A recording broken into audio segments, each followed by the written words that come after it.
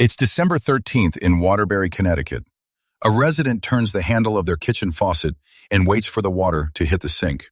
It never comes. Instead, the pipes emit a dry, hollow hiss. This is the beginning of what officials will later call a 6-day service outage. For the next 144 consecutive hours, the taps stay dead. In one of the most developed nations on Earth, thousands of people are suddenly forced to haul gallon jugs of spring water from the supermarket.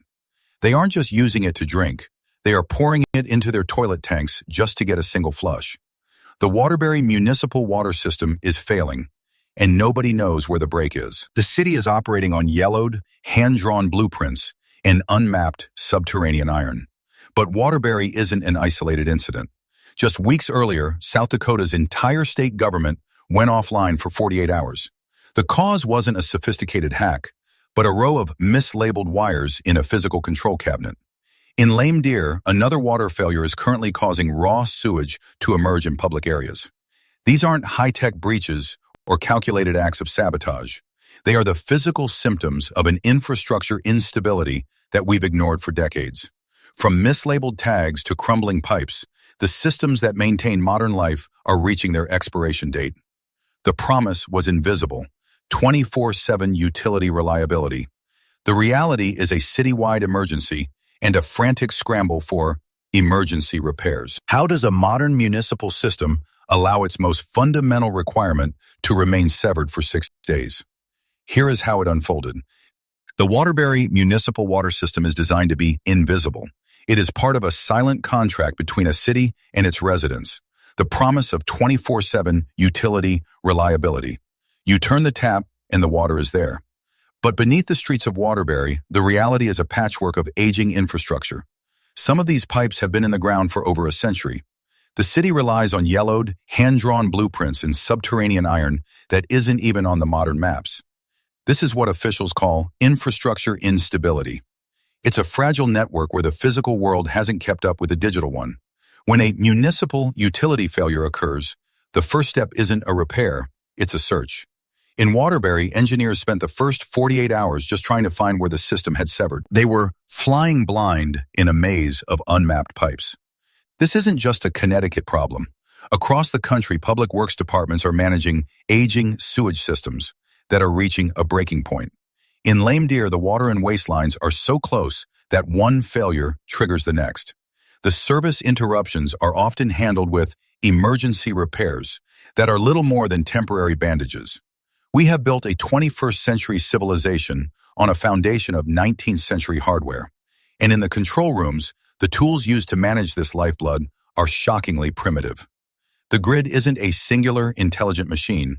It's a collection of ancient parts held together by habit and hope. In South Dakota, the digital lights go out. For 48 hours, the state government enters a total service interruption. Officials initially look for a sophisticated hack or a coordinated cyber attack. They find something much smaller. Deep inside a physical control cabinet, there is a row of Ethernet cables and power leads. The problem isn't the code, it's the labels. A technician discovers a series of mislabeled wires in the server rack. A single physical tag, incorrectly marked or faded with age, has paralyzed an entire state's IT infrastructure. In Waterbury, the absurdity is even more literal. As the 6-day outage drags into its third night, engineers realize they aren't just looking for a leak. They are looking for a system that isn't where it's supposed to be. They are flying blind, digging into soil where official maps show nothing but empty dirt. Instead, they find unmapped subterranean iron that hasn't been serviced in 80 years. The municipal utility failure isn't a lack of effort. It is a total loss of data. The city is attempting to manage a 21st century crisis using blueprints that have reached their expiration date. It's a 144-hour hunt for a physical ghost. The infrastructure instability has moved from a theory to a tactile reality. Our most advanced systems are being held hostage by a few pieces of adhesive tape that were simply wrong. The silence of the pipes in Waterbury is eventually replaced by the rumble of National Guard water trucks. As the 6-day outage enters its final hours, the municipal utility failures begin to spread like a contagion. In Lame Deer, the drop in water pressure triggers a secondary collapse in the aging sewage systems. Residents report that sewage problems emerge in public areas, a direct consequence of the dry taps.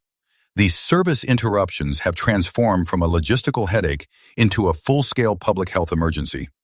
In the administrative offices, the infrastructure instability hits the ledgers. A February cyber attack strikes the local government payment systems, freezing the city's ability to collect utility fees.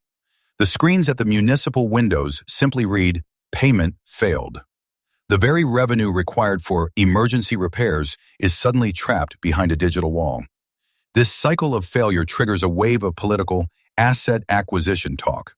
In San Francisco, the Board of Supervisors moves to seize PG&E assets to create a public power system. They are betting that public ownership can fix what a century of infrastructure instability has broken. But the total financial cost of these emergency interventions is still being calculated. For now, the city is left with the bill and a series of prolonged service interruptions that no one can quite explain.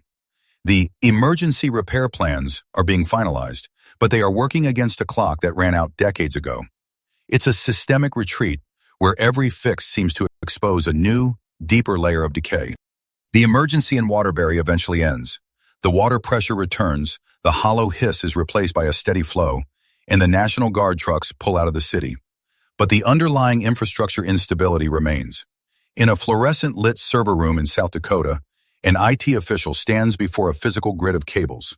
This is the room where a few mislabeled wires paralyzed an entire state government for 48 hours. He isn't installing a sophisticated firewall or a new encryption protocol. He's holding a handheld thermal printer and a roll of white adhesive tape. Click. He peels back a new tag and applies it to a black Ethernet lead. It is a low-tech fix for a high-consequence failure. In San Francisco, the board continues its push for asset acquisition, trying to buy back the physical bones of the city. But for now, the stability of the grid doesn't depend on advanced code. It rests on a single technician with a label maker, making sure the tags finally match the wires.